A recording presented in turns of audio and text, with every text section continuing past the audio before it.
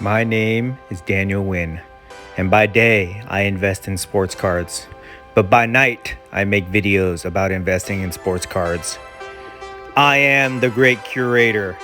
Join me on my journey to break even in the hobby that we all love. Hello everyone, I'm the Great Curator and welcome to my channel. If this is the first time that you guys are visiting, thank you so much for stopping by. The reason I make these videos is for education. This is my fun and creative way to kind of give back to the community by sharing my opinions, my perspective, my insight with you guys. Hopefully you guys get some value out of it, but it's also a way for me to kind of use YouTube as a platform to help spread my message of positivity and civility within the hobby. I believe that if we come together as a community to set a very high standard of conduct, high standard of civility that we hold each other accountable to, it will help weed out all the bad actors that are kind of trying to ruin our hobby. It will weed them out because they will not be able to meet that high standard, guys. And we can do it very easily. All we have to do is just be nice, honest, and respectful to each other. Super easy. These are things that we should be doing in life in general, okay? But if we do it in a hobby, then I believe that we will be stronger for it, okay? The community will be stronger. The hobby will grow and the values of our cards will rise. So that is my mission statement. That's why I make these videos. If you guys agree with that or you want to help me spread this message, please like, subscribe, share, all that good stuff. That really helps me. That encourages me to continue to make these videos for you guys. And hopefully the community will benefit from that, okay? All right. Let's talk about today's topic, which is a recap of the Dallas Card Show, guys. Hopefully you watched my vlog that I made. I got some great deals on camera, so I kind of detailed that in that video. But let me just kind of give you guys my thoughts and overall impression of the show, and I'm going to recap some deals. So first of all, I'll do an overview of the theme, the things that I saw at the show, so you guys can get a kind of an idea of the state of the hobby. Then I'm going to tell you about the lessons that I learned there. Every card show I go to, I learn, I watch, I observe, I get experience, and I learn, and I apply that to my strategy, which helps me level up. So I'm going to share those lessons with you guys, and then I'm going to do a recap of the 4 biggest deals that I did at the show. All right. Okay, so let's get into it. So the overall impressions of the show was great. I had a great time, guys. I always have a great time at the Dallas Card Show. That was my second one that I went to. I'm going to make this a regular thing. It's going to be put into my schedule where I'm going to go, as long as the schedule permits it, I'm going to go to the Dallas Card Show every single time now, okay?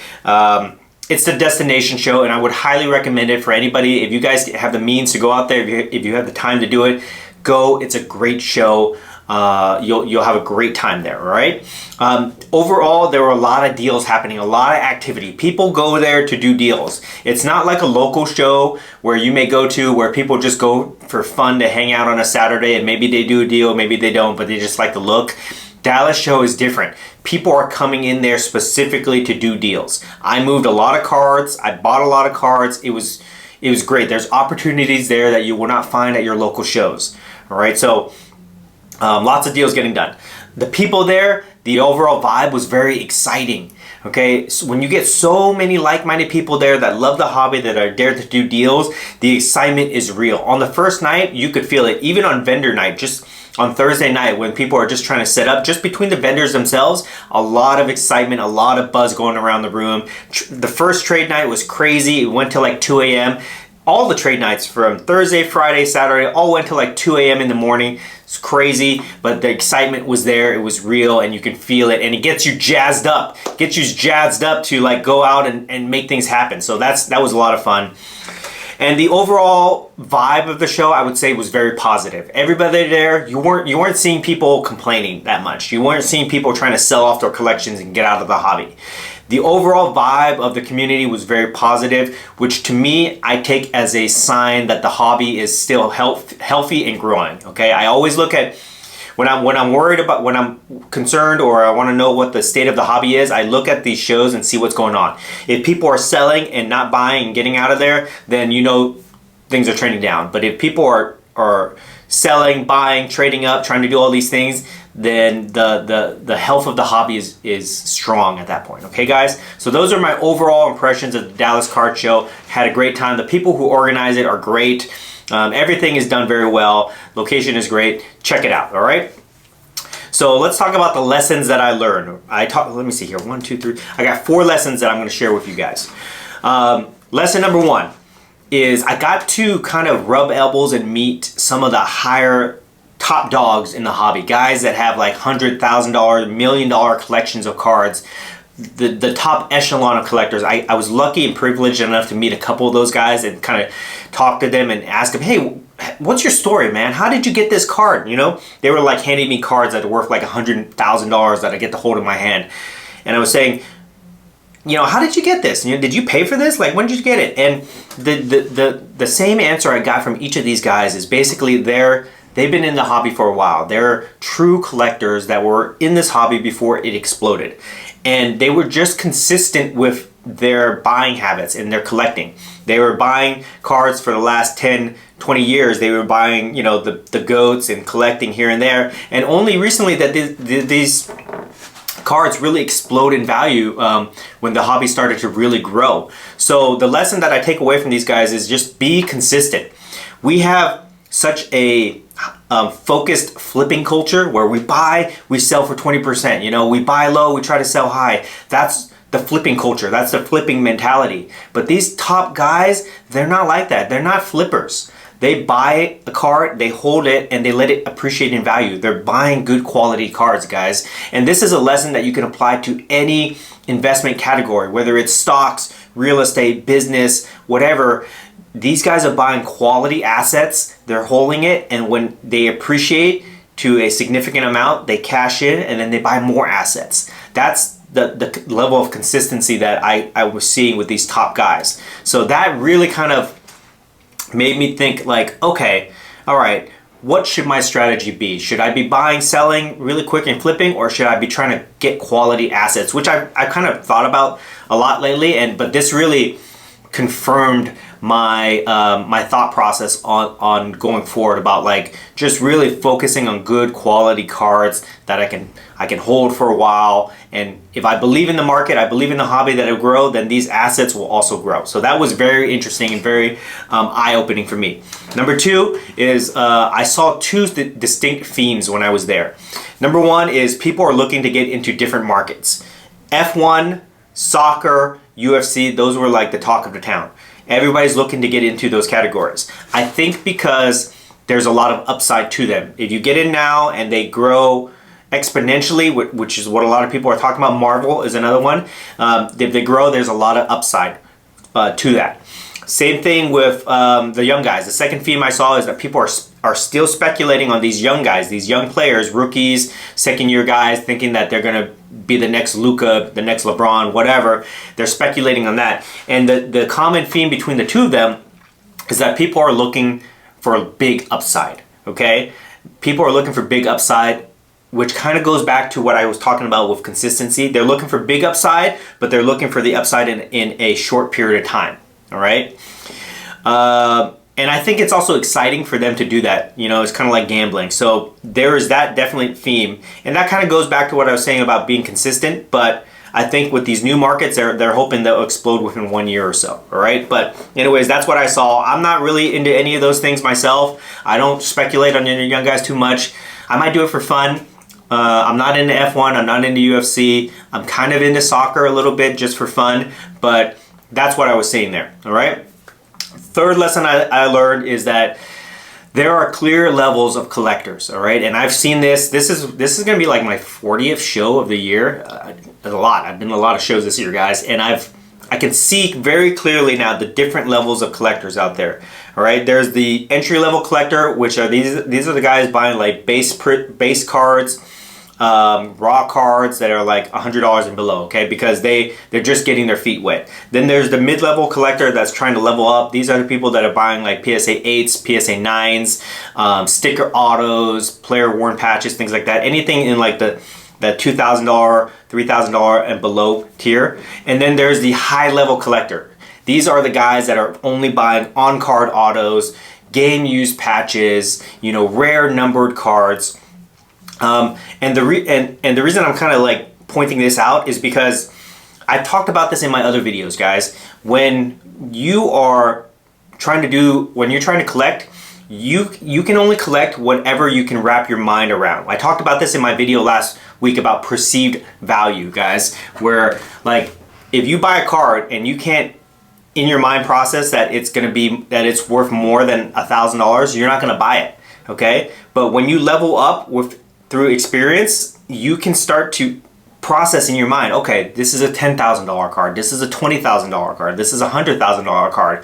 And when you process that in your mind and you see the perceived value of it, you're okay spending that type of money on these cards. And it's very interesting to see all the different levels, okay? And the people that have the most success are the ones that can process it in their mind and recognize the perceived value of those higher end cards. All right, I've gone through this experience myself, okay? When I first started, I didn't want to spend more than $20 on a card. Now I can spend $10,000 a card and not blink, you know? So it's all about a progression of working your way up, and this goes back to my original lesson that I learned about being consistent. You don't get there on day one, but you might get there on day 100 or whatever it is, okay guys? You just be consistent in the hobby, you continue to have fun with it, you will level up your collection, and then you will eventually be in that upper echelon category, all right? And then the last lesson I learned that I want to highlight here is that positivity works, guys. I preach this in all my videos. This should be no surprise, but the deals that I'm about to highlight here, I'm going to tell you guys that the only reason I was able to do these deals is because of the way that I can communicate with people. Being positive, being respectful, nice, honest with them, just negotiating in a way that allows me to really put together beneficial deals. All right, I talk about this all the time. When we do this hobby, it's got to be we got to focus on the relations, okay, the networking aspect. I talked about this in my other video. You cannot be so transactional with the way that you do when you buy and sell cards. You can't just go up to somebody and say, hey, will you take this number for this card? And if they say no, you walk away. You can't just say, hey, I'm selling this card for this amount, give me that amount or no deal, and then just walk away. You have to build a rapport, you have to respect people, you have to talk to people. And if you do that in a positive way, then you can get some really great deals, guys, okay? And let me segue and go into these deals that I want to highlight, okay? I'm going to highlight 4 big deals that I did. 2 of them I put on camera. If you weren't able to hear the audio, I'm just going to highlight it for you now, or I'm going to explain it for you now, okay? So the first big deal I did was for the gentleman in the video that I made of the vlog, where he wanted my Jordan PSA 7, all right, in exchange for some of his cards, right? So what we did is we structured the deal to be a Jordan PSA 7, a Jaw Silver PSA 10, in exchange for a Kobe Chrome 9, a Durant Refractor BGS 8.5, and $500 cash. The reason I made this deal is I was into the Jordan at a very good price where I had equity in the card.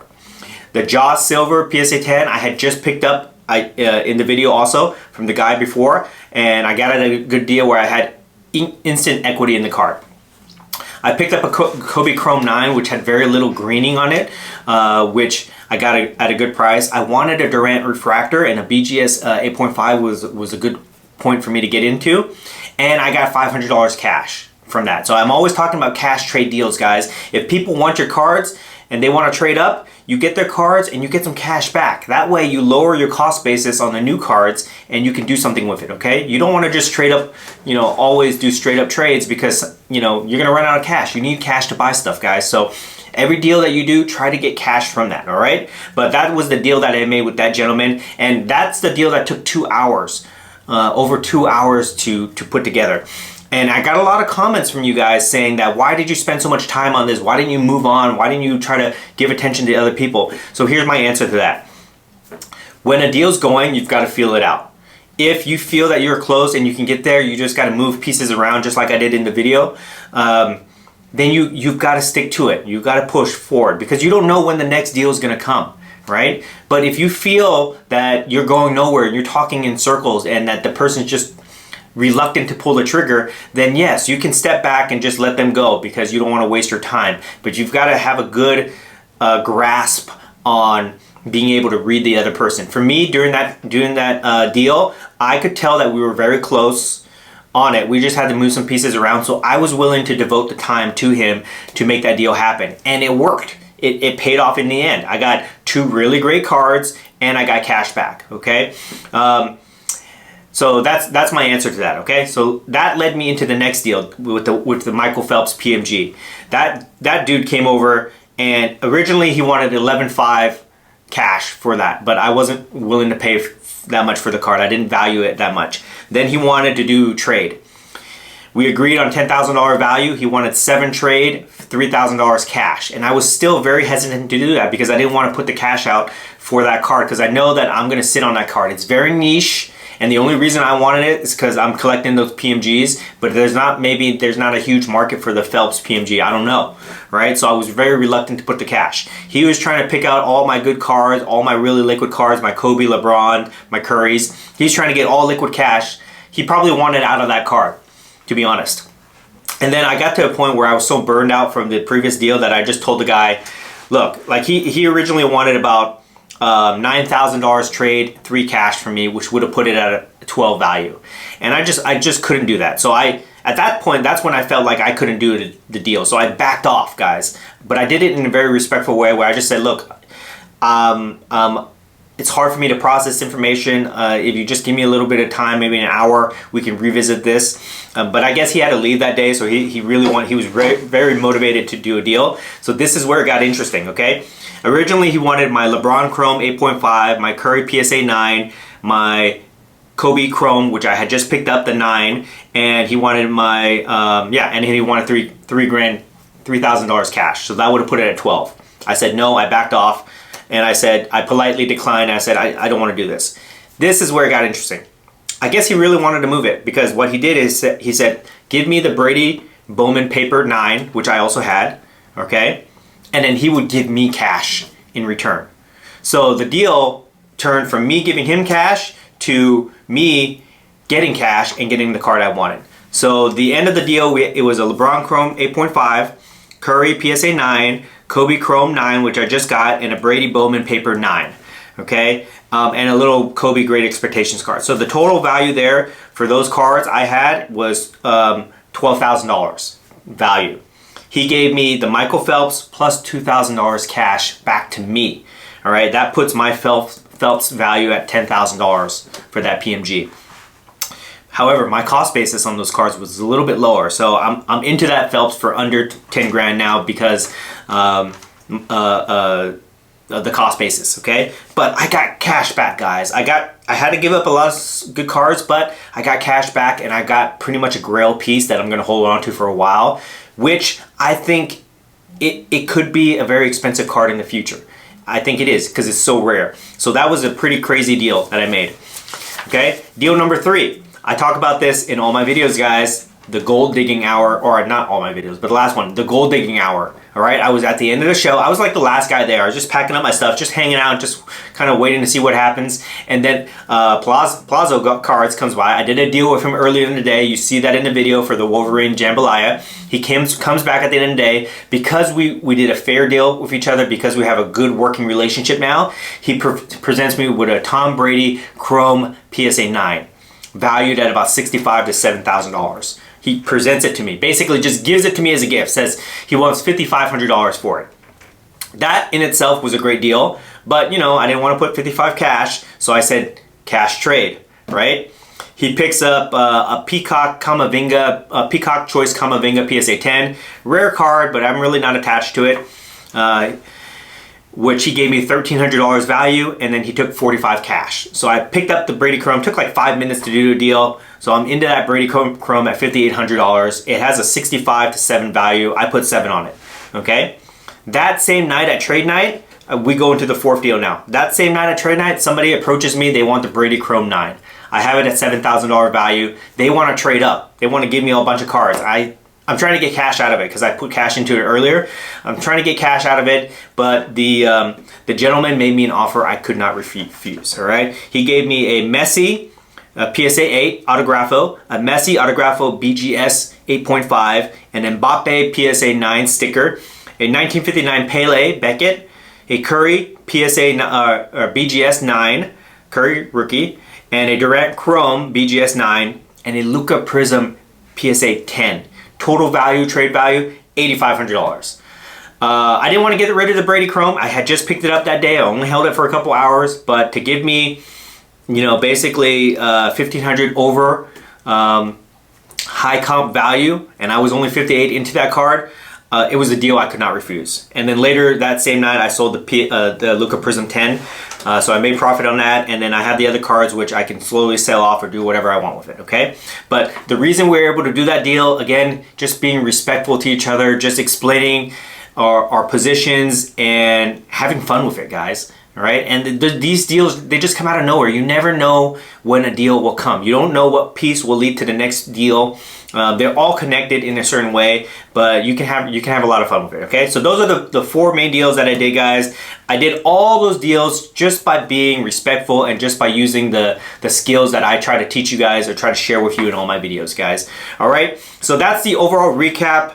I did also pick up a couple other cards, but I just purchased them. But I'll tell you guys, a Jordan PSA 6, a Kobe National Treasures Auto, and a LeBron Chrome 9, okay? So I picked up some really, really good cards at the show. Overall, super satisfied, super happy with my experience there. The takeaways, guys, the takeaway from this video, I think we're running a little bit long, but the takeaway is these destination shows, these are plays. You want to go to these destination shows. You want to work your way up to get there, and if you can, you will have a great time. Okay, guys.